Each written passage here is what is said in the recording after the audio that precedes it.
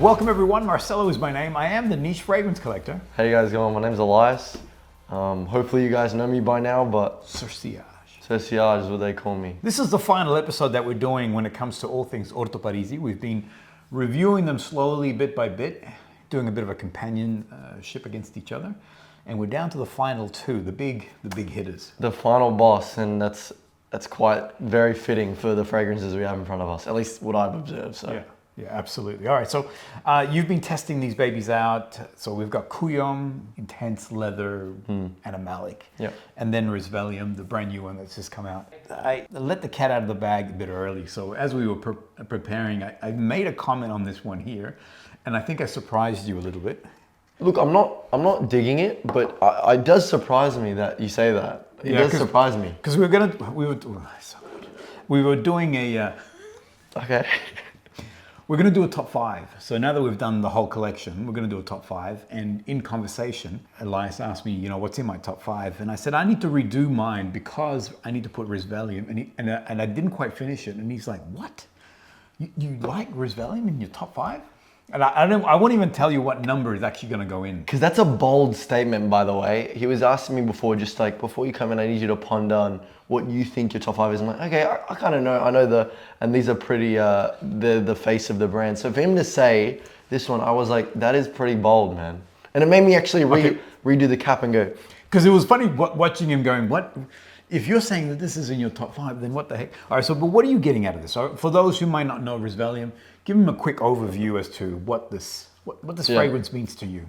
Instantly, I would say it's a heavy hitter. This thing goes like something I can relate to in that sense is Bergamasque. And I say that because I get a very musky smell off this. Right. The two things I get off this, I don't know if you'll agree, is grapefruit and musk. Sure. That's my big notes on it. And actually, I'm glad that you compared it to Bergamasque. Yeah. So I know Bergamasque was one that you really enjoyed. I love that one, man. Okay. So I'll be curious to see where this fits in your top 5. That's the next video that'll come out. So compare Bergamasque to this. Do they compare, or are you two different fragrances? Other than the fact that one's got grapefruit, the other's got bergamot. Yeah. Do you think that they're very similar or nothing? No, I do actually. I think they're sharing that similar DNA in the sense of that musk and that heavy hitter.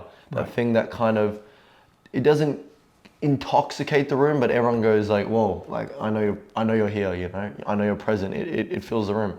And another thing I've noticed is it doesn't come off with just a shower, bro. So no, it takes 1 or 2.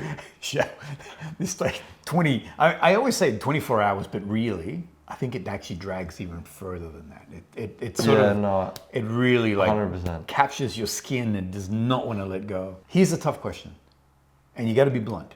I'm gonna be blunt. Do you like it or not, or I don't like it? Nah, I don't like it. You don't like it? I like it in the sense that I breathe shit and sniff it and go, yeah. And if I have nothing, I'll spray it, but I'm not choosing that over, for instance, Bergamasque. You were in a deserted island. It was the only fragrance there. Nah, I'm gonna smell. I'm gonna smell that. You're like, oh, fine, I gotta spray this one, once in a while. All right, so the short answer is it's not one for you. No. Okay. Why don't you like it? For me, it's very, very citrusy, and I feel like some people might go, well, hold on, like that's Bergamasque. You got citrus and musk. I did say they resonate with each other a bit, but they're a bit different as well. I don't know how to explain this. I feel like you need to smell it to kind of go, hold on, I kind of see what he's saying. Yep. But it's a very, very potent citrus, in my opinion, and that's. Yeah. I'm gonna say that this goes beyond citrus. Yeah. Because I had it a little bit in my fingers there, and I wouldn't put it in the same category as Bergamasque. All right. So Bergamasque for me is definitely that citrus and musk, whereas here I find that it has multiple layers to it. There's a lot more going on. I find that Bergamasque is very straightforward in its function. You get that very strong, intense citrus, and then that musky overtone that it has, and it sort of stays in that. Whereas here, I feel like there's a lot of other things that are beginning to come through. The first one is what you're experiencing, and in that grapefruit, very aggressive. That's what I get. Sour, scratchy skin. Yes. Super intense, but I get a really intense green coming out of it. Okay. Like mow the lawn. Yeah. Earthiness, really super intense. So it's more than just the citrus. It's now all that all that earthy greenness that comes coming through. Guys, by the way, the reason I smile when he says this is because usually it's a common thing where he says it and then I go, oh, that's actually true. But then I sound like I'm just trying to follow. No. But see, here's the thing, and this is why I was asking you. Either you like it or you don't like it. So it's one of those. It's a guttural, instinctive thing. So you don't like it, which is fine. And I'm not. Just so you know, everybody, I'm not trying to convince him. And I'm going to burst the bubble. This is my number one. So I'm going to do another top 5, and I'm going to burst the bubble on this. This has become my number one. This is your number one. I love this fragrance. I don't know what it is about. It resonates with me so deeply. And I'll go one more. And I actually said. I said it. Wow. I said it even recently. It's actually, I did a video with Daniel. I mentioned in that video that if you're new to Orto Parisi, start here. Yeah, that is. Is that bold or is that crazy? That's bold, and I actually don't disagree. Actually, no, I disagree with that, by the way, as well. Well, Daniel did the same thing. Daniel's like, no, do not start here. Yeah, and I'm like, really? This is super easy. This is super appealing, and everybody can love it. But I've discovered that is not the case. That this is. All right. And you know what I love about it? Okay, here's the second part to it. So first you get that aggressive grapefruit, super scratchy. Yeah, that's what I get. In your face and kind of sour. And that's what I. Very textural, Yeah, okay. It's my box. Then all of a sudden green starts coming through, and you get this intense green, like you've mowed the lawn, and the smell of the earth and the atmosphere, all that. And then that sort of washes itself down a bit. The grapefruit never goes away with that citrus. But then you start getting this leather tone coming over the top of it. First, it starts off as suede-like, so think of like a nice suede jacket or a nice suede bag or something like that. And then slowly, it becomes leather. It becomes very animalic. Like just leather. No, but never losing citrus. Okay. But the citrus is always remaining, and it makes me happy. It's a happy scent for me. It's invigorating. That's what it is. All right. But you don't. No, but seeing how passionate he is about that makes me really go, oh, hang on a second. Did I? Maybe I can fly. Maybe we will have flying cars, that kind of thing. But no, I guess go with your gut. Go with your gut. Yeah, no, I can't say and especially I've got my biases with what I think. And maybe to say it's number one. Look, when he kind of did drop it a bit, and he was like, oh, like my opinions definitely changed with that one, and I'm like, hold up. But he said number one. Yeah, I don't know. Like, what I like about this is the classic Orto Parisi, and I think that's what it is. Orto Parisi is all about my grandfather's vegetable garden. Yeah, and it's about organic, it's about life, it's about the marriage between putrid and sublime. There can be, which is weird, I know, there can be joy in smelling manure. Like if you're in the dirt and you're cultivating and there is that really intense, decaying, putrid smell, but it's also nice. Okay. Blood and bone. For those, have you smelled blood and bone? Like when you're doing fertilizing in the garden and stuff like that? No, but as a kid, I walk past the vegetable patch and I go, oh, that's chicken. Yeah, that's right. But if you stop and linger, it's like, it's actually not that bad. It's actually pleasant. Yeah. And I find that Risvelium is that. It has those pieces of the sort of the disgusting and the like, off-putting, but at the same time, it's like, oh, there's something beautiful about it. All right. No, I can see that. And I like it. Wait, so can you tell me, there's a question. What do you imagine in the vegetable patch is happening? Like, does your grandfather have a grapefruit tree and then he's dropped it in some dirt and then the dirt's rolled onto his leather shoes, I haven't. It's a good question. I haven't elaborated that deeply in the story. The thing that I think I like about it is that it feels very organic. It feels like, and maybe what it is, so my background, my father, we're immigrants to the country. We didn't have a lot of money. Dad had the most incredible vegetable garden ever. So my father had this garden. We did have chickens, and it was my job to pull out weeds. I hated the job. I'm not making out like I hated it. But as a wog dad, you don't take no for an answer. So I was in the garden, and I think maybe it takes me back to that. Maybe it takes me back to that organic, to that soil, to the manure, to the things growing. Because my father had like the Garden of Eden in the backyard. I mean, you name it, peaches, apricots, grapes. We had grapes on a vine. We would pick them like in the movies, they'd be going downwards. You'd pick them from the thing. It was full on. But all that took work, fertilizing, soil, turning over the soil, all that sort of thing. So maybe it takes me to that. Maybe it takes me to, I don't know. Anyway, the bottom line is it's super appealing. I love wearing it, and I can wear it 2 days in a row, which normally I don't wear a fragrance more than once in a given week, sort of thing. But clearly not for everybody, not for you, this guy. It's crazy. You know, it's actually inspiring though. Like I feel that way about one of those fragrances, the way he can go on about it and go, so I can have like, you get know, the feeling. respect. Look, there's something beautiful about the Orto Parisi. He really, I think that Alessandro really captures a really beautiful moment. Anyway, let's move on. Cuoium. Let's do it. All right, so this is now, tell me your thoughts on this one. Bruh. We were at left, now we're right. This is when, so. We're just down, now we're up. You know what I'm saying? So you like this one, don't you? I do like it. I know you do. And you know what? I thought I wouldn't. I feel like by looking at that scary ass bottle, like I'd be like, oh dude, this is my grandpa's fragrance for the darkest day. It's actually quite appealing, I can't lie. Why? Okay, so what do you get out of it? I think it's very cold out and I'm wearing a very warm piece of clothing. I have some weird takes. Go. A lot of testosterone in the air. Yeah. That's what I feel. There's a sort of you see manhood the picture there. behind us? That's it. No, that's exactly it actually. That's why I put the picture there. You purposely did that? Yeah, purposely. No, bro. It's a matador. Yeah. It's, I mean, the concept of the matador is that the bull, I mean, look, and it's not a judgment on that. I know it's very brutality, so I'm not talking about that. I'm talking about this homie who's standing there while this bull is coming at them and have the cojones to stand still and move aside for this animal to go past you, you know? And I think that this fragrance really captures that, you know, cojones, balls out. Yeah, no, I think what he actually said, I look at the whole scene because when I was going to say notes, I was going to say animalic. So I get the bull running past and then you get the testosterone and you get the sweat from the guy.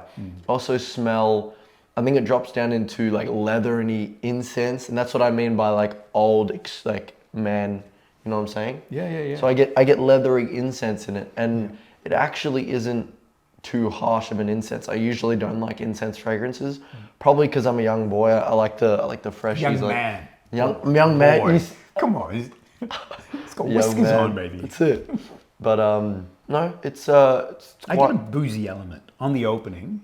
Do you get that, like a really deep, sort of boozy, woody? I get wood. I don't have like a boozy yet. Like what, a whiskey? Is that what you're saying? Yeah, I find it's more. So the picture that I have is like a very dark, sort of ambery liquid in a barrel, you know, that's been stained with multiple use, and so it has a heaviness to it. But there is this boozy effect. There's nothing light about it. There's nothing light about this fragrance, full stop. 100%. So there's nothing sweet or, if there is a sweetness, it's more molasses-like. It's very sort of very thick and very, as you've been saying, very animalic and leathery. Yeah, I think it's just one of those dark ones. Like it isn't not like what it's shown to be. Yeah. But it isn't as scary sometimes. You know, this might be a bit deep, but you know when you see the big Samoan dudes who are like, bro, that guy's gonna kill me, but he's actually like, sure bro, like, and he like gives you the hug, right. And it's like, oh, you know what? It's like kind of a fragrance like that. Right, okay. Sometimes I think really when you look at him and you think this guy's gonna destroy me. Yeah. But in fact, he's one of your best friends. My mum describes him as like huge teddy bears. Right. Until you annoy them. If you know you're done. That's your fault, bro. Until you annoy them, then they become huge grizzly bears. Yeah, you're done. All right, so where would you wear this? So this is obviously your fragrance of choice. On a cold night, and I mean cold. Yeah. Like I'm wearing a quarter zip. I'm going out to the city with my friends, and we're eating nice dinner. Right. That's what I got, and I actually did that. Right. So I wore that out. So that's a. And I was kind of like, yeah, this fits right now. Yeah. Did others pick up on your fragrance? I mean, what's some people were like, I got some friends who were like, well, that's a very like old man scent, because they're used to wearing the Dior Sauvages. So they're like, Okay, yeah. they're like, yeah. So I wonder why. Do you think it's because of the leather or because of the woodiness of it? I think the leathery incense, which is what I get. I think they smell some of that and they go, hold up, this isn't lemon and Sure. Yeah, aromatics and vibrant and What kind of mindset does it give you? Does it inspire any sort of like fortitude? Do you feel different, or do you? No, that's a good question. I think I feel masculine. Masculine, I like that. Is that? And I think I'm just resonating that with the whole testosterone thing. Yeah, sure. I'm serious. Like, I'm not saying that just because I've been asked. I'm saying that because when I wear this out, I'm wearing, and it could be in tandem with putting on the quarter zip and going out to a nice dinner. Yeah. And I'm walking with my chest up, you know, with this kind of. Sure. Yeah, I feel like a young man. Because for me, I find that this is a very grounding fragrance. I find that it's, Yeah, that's a good word. well, for me at least, it's sort of calming. And I think maybe the same as what you're saying, in that you feel more masculine, there's more strength as a result of the scent tones that it has. Could be the incense that you're detecting. It's funny, I've never thought incense before, but now in smell, yeah, for me So we go hand in hand with that. so where I'm I've, glad I could do that where I've once. always gotten out of it very leather, very sort of oud, woody, earthiness. But now that you say incense, I'm like, yeah, there is a deep sort of resin, and maybe that's why I feel grounded, because of that incense. It's calming. Yeah, calming. That's exactly right. And actually, if you watch the episode I created, I did talk about that it's a calming fragrance for me. If I want to feel grounded, I want to feel more stable in my mind, it's a great fragrance to allow that to happen. It changes my physiology. Whereas Risvelium pumps me up. Yeah. For those who know me and the channel, I like doing jump shots and Energy Boy. And Risvelium is that energy. It's that lightning strike. Yeah. It's like zing. No, I like that. I was going to say, there are some fragrances, like a couple of weeks back we did a Zerge off, and it's a playful fragrance. Right. I go and play some soccer on the beach. This is a very like calming, grounded fragrance. Right. I mean business. I like it. All right. Well, there you go. So as a reach fragrance, this is something that you would reach more often than, so you're on the desert island, you've got these two fragrances there. This one's still full and this one's nearly empty. Well, the desert island might be hot. Sure. Let's say but what I'm saying, you're in a location there's nothing but.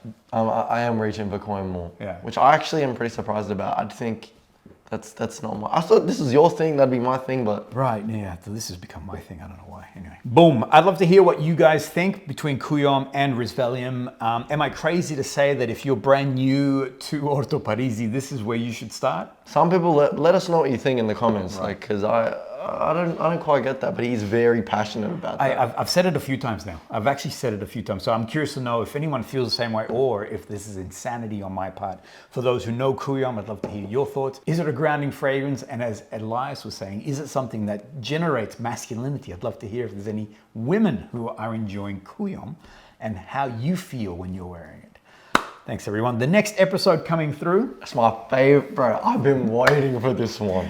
I'll be passionate as, okay? So You are passionate already. I'm Top 5 coming up with Elias's. All 10 will be on the table. Yep. And we're going to now rate them, or this man's going to rate them. Cool. Thanks, guys. See you in the next one.